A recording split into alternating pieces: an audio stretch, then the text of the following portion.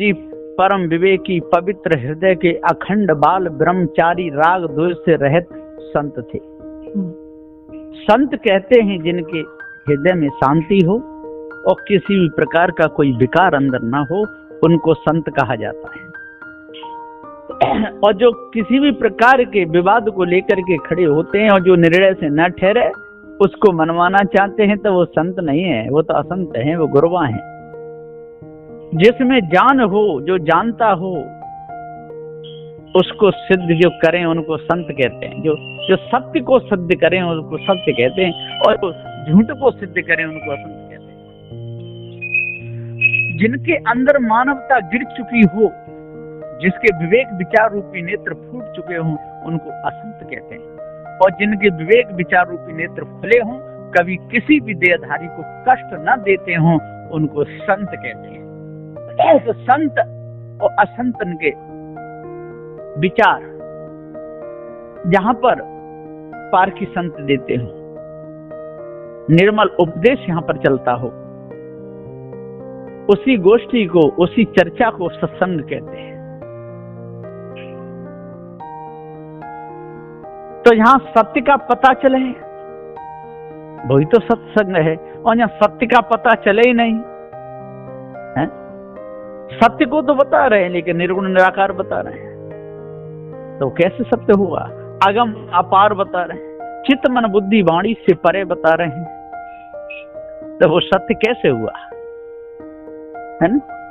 जो बता रहा है, जो जना रहा है, वो तो सत्य है। लेकिन जिसके लिए लक्ष्य दृढ़ किया जा रहा है, वो सत्य नहीं है। ईश्वर को बताने वाला ये चेतन जीव तो सत्य है, लेकिन ईश्वर सत्य नहीं। ब्रह्म को बताने वाला ये चेतन जीव तो सत्य है, लेकिन ब्रह्म सत्य नहीं। ये भेद बिना पारखी संतों के मिलेगा नहीं। पारखी संत ही इस भेद को बता सकते हैं, और किसी में सामर्थ्य नहीं है कि जो इस भेद को बता सके। इसलिए तो कहा कि बंदे कर ले आप निवेरा, आप जियत लखु आप ठोर करू, मुए कहाँ घर तेरा। यह ओसर नहीं चेतो प्राणी, अंत कोई नहीं तेरा। कहीं कबीर सुनो हो संतो, कठिन काल को घेरा। बंदे कर ले आप निवेरा। हे विषय वासना भरम भूल कल्पना मोह ममता आसक्ति में बधे हुए जीव, तू अपना निवेरा कर ले। जो 4 वेद 6 7 18 पुराणों में जो भ्रम है, उसको पारखी संतों के पास में आकर के निर्णय करा ले, है ना? बद्ध जीव के लक्षण क्या होते हैं, मुक्त जीव के लक्षण क्या होते हैं, पारखी संतों के बीच में आकर के अरे सत्संग में तू निर्णय करा ले। तेरे हृदय के नेत्र खुल जाएंगे। शरीर रहते रहते ही उस स्थिति का पता चलता है। इसलिए आज ही जीवन मुक्त दशा में आकर के सभी प्रकार के बंधनों को परख ले। जब जीवन मुक्त दशा ठीक हो जाएगी, शरीर छूटेगा तो तू मुक्त हो जाएगा। और यदि जीवन मुक्त दशा सही नहीं हुई, शरीर छूट गया, तो तू मुक्त नहीं हो पाएगा। इसलिए कौन कितने गहरे में है, वो तो वो ही जानेगा। है पूरे दिन में मनुष्य कितना सत्य बोलता है, कितना झूठ बोलता है, वो तो वो ही जानेगा। तो ये जनैया चेतन जीव है, तू जीव जनैया सत्य है, तेरे ऊपर और न कोई। इस ब्रह्म आत्म परमात्मा गुरुवन का भ्रम हो, तू अपने आप को भूल कर चौड़े में ढोल बजाता है, और रंग रूप जग कोई नहीं, नितोठ वाई के गुण गाता है। जिसका कोई रंग नहीं है, जिसका कोई आकार नहीं है, जिसका कोई प्रकार नहीं है, तो उसके गुण गाता है। अब विचार कर, जिसका रंग ही नहीं है, जिसका रंग रूप ही नहीं है, जिसका कोई आकार प्रकार ही नहीं है, तो उसके गुण गाएगा, तो तेरे को शांति कैसे मिलेगी? है ना? अब विचार करने की बात है कि नहीं?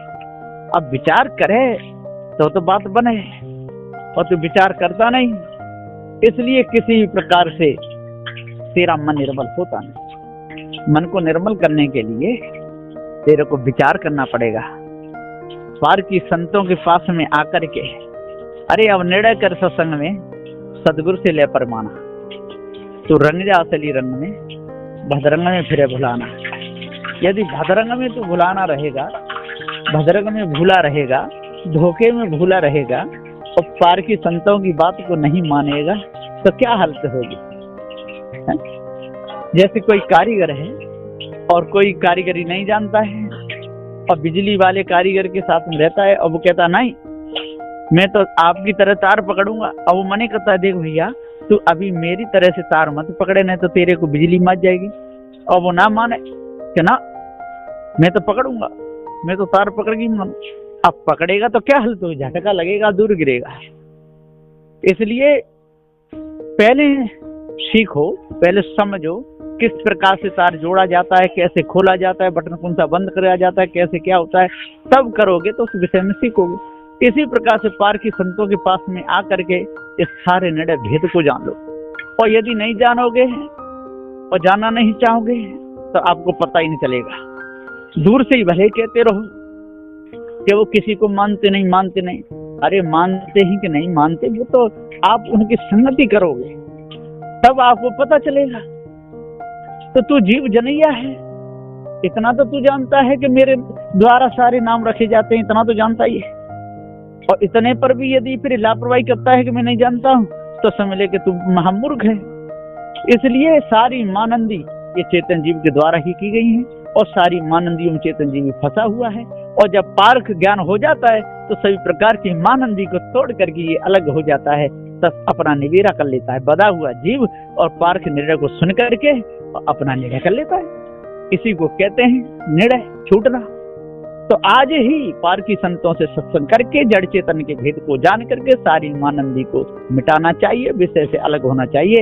ये सदगुरु श्री कबीर साहब का मुख्य उपदेश है। बोलिए श्री सदगुरुदेव की जय।